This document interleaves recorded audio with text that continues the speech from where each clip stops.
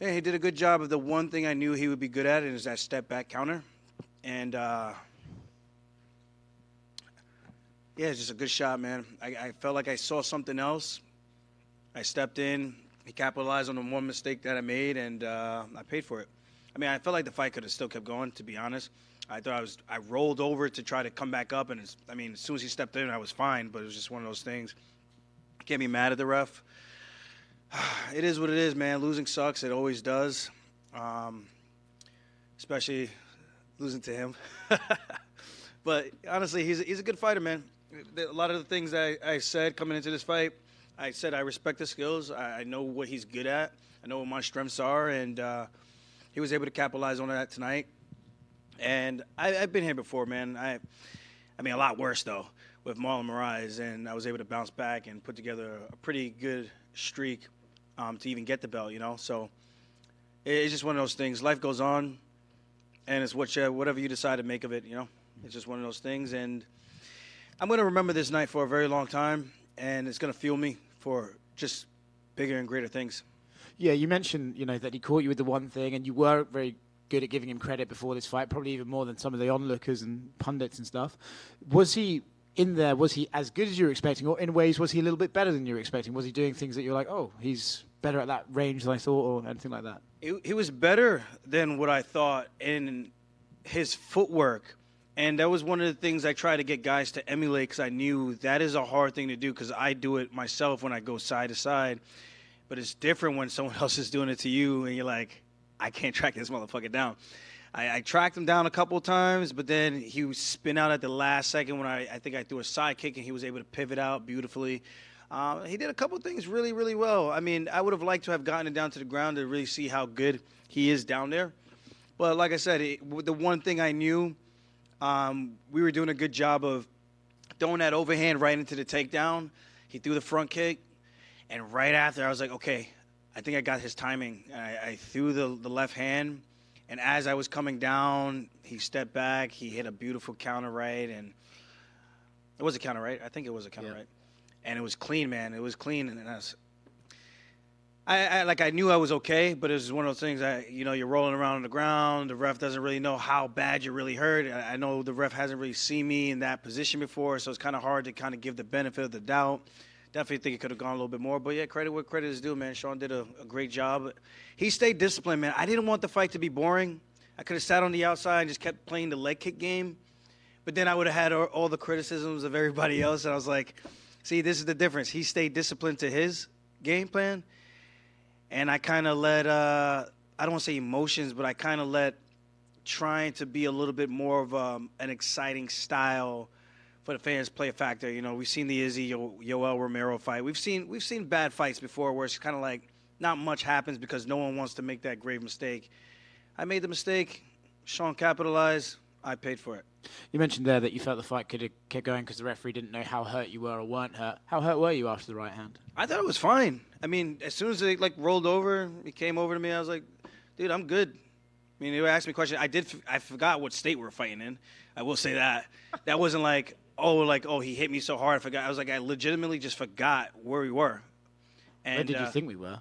I was like, we're not in Vegas. It was like coming to Boston, but not really one of those places that we really fight at often. So I was like, I know we're not in Vegas, but I didn't want to give him an answer. And then he's going to be like, oh, no, you were fucked up, bro. You were really fucked. And then he asked me what year is it. I was like, 2023, bro. I was like, I'm telling you, I'm fine. I just really don't remember that we came to Massachusetts because it's not a state that you say all the time. But whatever. Yeah.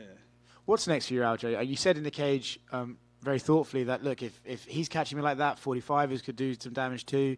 You want to go home and reflect. I'm sure you're not able to give an answer tonight. But when you look at this, and like you said, you came from the Rise lockout to come back and win a title, I'm sure that's the motivation to do so again. But do you do that at 35 or do you do it at 45?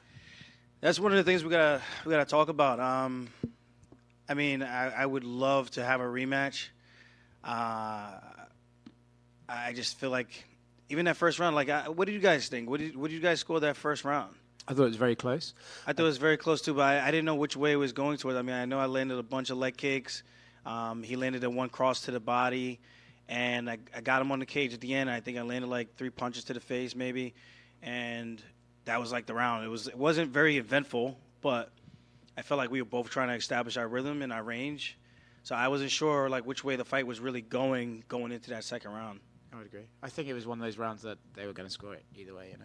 Yeah, so I don't know. I would like to see what the judges scored it. That would be interesting. But yeah, I don't know which way I'm going to go with things. Like I said, I would first and foremost love an opportunity to run that back and just to get some definitive answers. And maybe I could do, I don't want to say a better job because I feel like the guys I trained with were phenomenal, but maybe make it more intentful to have guys that are giving me that look going side to side so I do a better job of preparing for that, because that ultimately was the one thing I was concerned with. And it was the one thing that he did a great job with, neutralizing my forward pressure, where I was like, you know what, let's play Matador. And I was trying to lull him in so that I could spin him to the cage, but he didn't really play the game. So it's just one of those things, a couple of tactical things I think I need to look at, and I think it's a very winnable fight. I think he's good at what he does. I'm good at what I do. So, Aljo, would you say an immediate rematch is what you would like the most? That is 100% what I would like the most. And it's not saying like Sean doesn't deserve to beat me. Like, he could go out there and beat me again. And I think it just strengthens his case that he's as good as he says he is. But I think I've earned – I would like to think that I've earned my right to get an immediate rematch. Yeah. And if you can clarify to people, because everybody says, oh, you know, he's huge for bantamweight, and obviously you are, but how hard are these weight cuts? Like, can you continue to fight at 135, no problem? I mean, you've made championship weight all the time, so. I mean, I could. Do I really want to? Not really. I wish we would just do, like, cage-side weigh-ins, like, an hour or 30 minutes before, because guys won't cut the weight that we cut. It just would be impossible. And I think you would start seeing more people fighting up 2 weight classes. I truly do believe that. It's the same thing like wrestling and jiu-jitsu tournaments. You just can't compete when you're getting hit in the head, severely dehydrated. It just wouldn't happen. I think guys would be smart enough to not do such a crazy thing. But I can still make the weight. It's just a lot harder, and it's a longer duration of dragging out that weight cut and trying to shrink incrementally all the way until fight week, until I step on the scale. And you had been very open about the August 19th day being a concern, that you didn't know if your body was going to be ready. You told us at media day that you felt 100%, but that's obviously pre-fight. Now that it's, you know, done, did you enter the fight 100%? Did the immediate or the quick turnaround affect your performance, you think, in any way? I'm not gonna do that to Sean. I'm not TJ. I'm not gonna do that. I felt like I had a pretty damn good training camp. I think it's just the one thing that we probably left. I thought we left no stones unturned. That was the one thing we left unturned, was the footwork. But we thought we did a good job of it, but we didn't really simulate it as well as I thought we did. And I felt good. I'll leave it at that. I felt good. No excuses, man. I truly did feel like it was my night, and I made one mistake, and I paid for it. Thank you. Aljo in the front right here. All 3 judges actually had you winning the first round 10-9. Oh, that's nice. That's nice to actually win a close round. I feel like whenever it's a close round, I don't get it. Like, I don't get the round scored for me. But that's cool to hear, because it makes me feel like the work we were doing in the first round, now it actually, like, it gives me a little bit more clarity going forward so that I know what type of tactical approach I want to take. Because Sean is not a guy you can fight just going forward, because he won't give you the opportunity to just sit and set his feet. He doesn't do that. And that is one of the things I've been saying about him for a very long time. He has really good footwork, and he has a really good 1-2, and a good step-back counter. And he does it well from both stances. Me, I take you down. I think it's relatively known what I do on the ground. So he was able to implement his game plan and cause me to make the mistake. And congrats to him. He's a world champion now. He can actually solidify. I don't want to say solidify himself, but he can actually credit where credit is due. You know, it's one thing to kind of get catapulted into that without actually proving yourself, but he proved it tonight, and he did something that a lot of guys couldn't have done to me in a very long time, and I think that's worth something to note. Kind of going off of that, a lot of the narrative after media day was, or your last few media days, is you were one of the few champions that says, like, you know, I could lose, because a lot of these champions, they come in confident, they say, well, I'm going to beat this guy and then move on to this, but You've always been like, I might lose. Like, Sean might become a superstar after he fights me. So why has that always been your mindset? And why do you think other champions kind of don't carry that same mindset? I don't know. I don't know what makes them tick. I know for me, if you keep it real with yourself, and I think it helps you make the dangers a little bit more real when you actually face reality that you can actually lose. When you go in there, it's a fist fight, man. It's not we're sparring with shin pads on, bigger gloves, 16 ounces, headgear. No. This is shin bone on forearms, on your legs, the side of your head. 4-ounce gloves, pretty much bare knuckle, as close to bare knuckle as it gets. It's a tough sport. So to pretend that you are this invincible thing, I think is a little bit of a disservice. I think it helps me stay humble and it helps me work harder because I know there's always that possibility that this guy can have his night. And like I said, I was like, it has to be a cold night in Boston for this man to beat me. And that's kind of how I'm feeling right now. It's been a cold week, this entire week out here in Boston. That should have been the foreshadowing right there. Like, hey, man, something's up. Let's try to tighten some things up before we step into that octagon.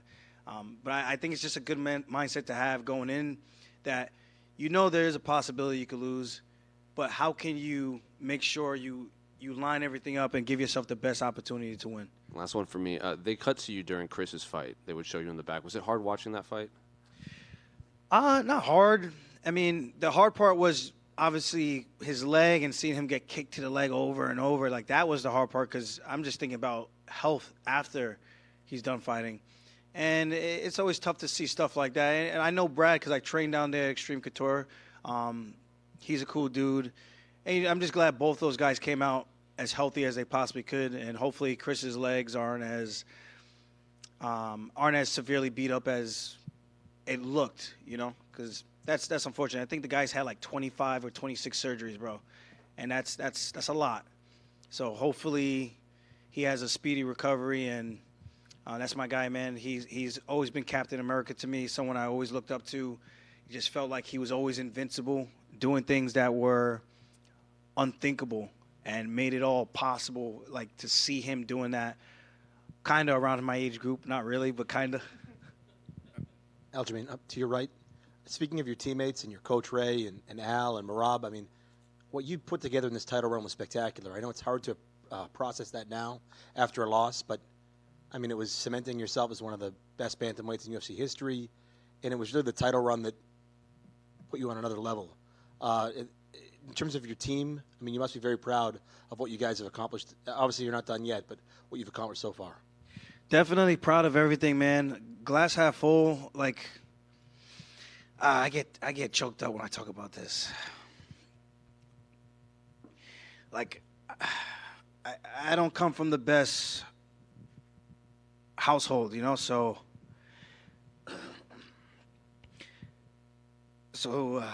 just being able to find inspiration in other people and kind of carving out your own path. That's the one thing I love about the sport. It's allowed me to do things my way, and man, life is good.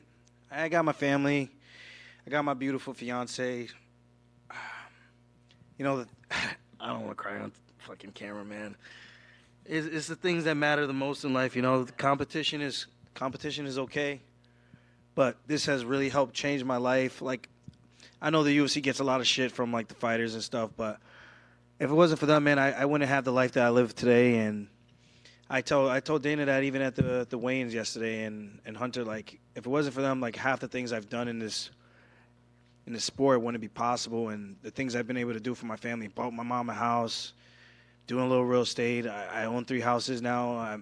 I'm set in terms of financial means. This is just icing on the cake. And I took a shot. Trying to come back and trying to do something unthinkable and making a dream into a reality. And I fell short, but it happens, So I'm super proud of everything I've done. No one can, I'm bulletproof, man. Like, no one can shake me mentally. No one but myself. So that's one of the things I would never get down on myself about. I've truly earned everything I've gotten, and That's the most important. And I just wish people would take other people's journeys and, like, yeah, I played the heel and everything. Like, it's all a game to me. Like, it's like I like having fun. It's a good time. You know, I'm from Long Island. We break balls. We like to just have a good laugh. But at the end of the day, chase your dreams, man, because life is short. I'm 34 now. I started this game when I was 20 years old. I thought I was going to be the next youngest champion. Next to John Jones, came up short. And what a ride it's been. And knowing that door is going to close one day, it scares me a little bit, you know? So I just try to make the most of every single opportunity I can. Aljamain, over here. Over here. So can you see the positive? Cut the onions. You're okay, man. We all love you. Can you see the positives as far as what you have done as far as your championship reign? You fought top-tier talent. You broke box office records. You did amazing things. Can we see the positives as far as your championship reign, as far as, like, everything you have done so far? Yeah, I'm a glass half full kind of guy. I mean, even in this, I think most people would probably be really down on himself, especially you lose to a guy like that who freaking 6'9" tattoos and shit like that. You're just like, how the hell? But glass half full, man. Life is good. It could always be worse. There's someone out there who's complaining about things that I have that they don't have. And I think that helps me keep things in perspective, that it can – someone else out there always has it worse than we do. And I think that's the fortunate thing. Like, you guys are all in here doing something that you enjoy doing, I hope. And being able to go to events and watch great shows like this, it's nothing short of a privilege that we have in this country. So I'm super proud of everything I've accomplished, everything I've done, and I do hope to add a little bit more to my I hate using the word legacy because it's such a weird term. I feel weird saying it out loud, but just more to my resume and everything I've accomplished in the sport. I'm grateful. Yeah, I'm down right now, but it's not down to the point where I'm going to be like hiding from fans and shit like that. I don't care about that. Like, people's words can't hurt me.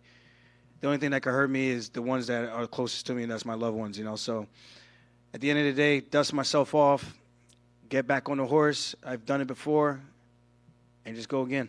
You train under the mighty Ray Longo, Matt Serra, and you have teammates like Angry Al and also Marab. Angry Al. Yeah, Angry Al.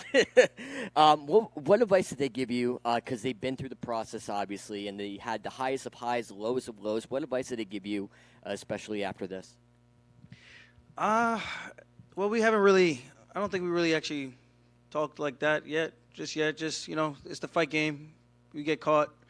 And I don't want to say I got caught because I feel like that's kind of taken away from Sean. He studied. He did what he planned to do if I gave him that opening, and he took it. So it's not really like getting caught. He landed a great place shot, and, you know, I made a mistake, and he capitalized on it. I think that's just the game we play. It's a game of inches. You know, I could have gotten to the leg, and that could have changed things. And maybe it's him in here on the sadder side of things, you know. So it's all just keeping in perspective. We've all been here before. We felt what it felt like to lose, to be knocked out, to be finished in front of millions. It ain't easy, man, putting your heart on the sleeve for the world to watch and judge and criticize. But this is the game we play. This is the game I love. And I'll be glad to come out here and do it again. Man, thank you. Right here. Just one quick question for you. You come into Boston, New York, coming to Boston is never going to be popular. Add in that you're fighting an Irish guy in a really popular Irish neighborhood.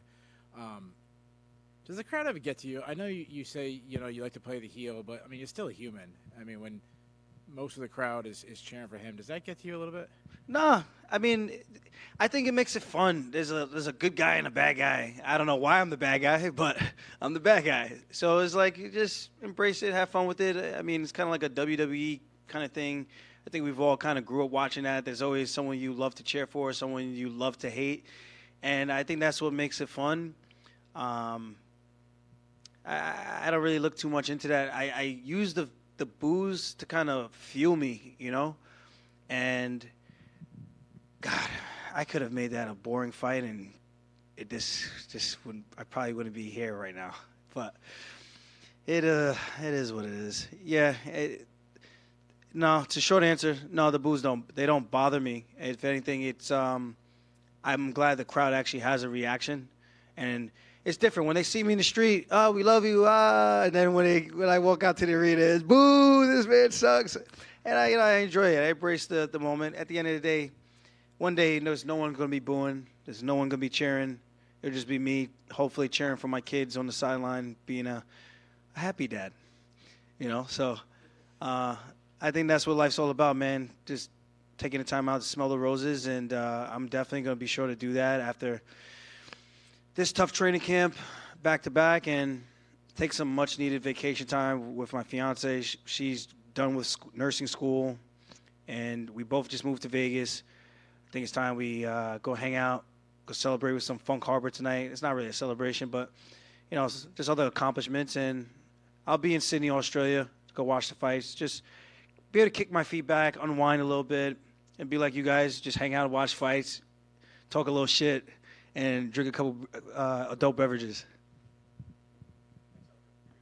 Thank you, guys.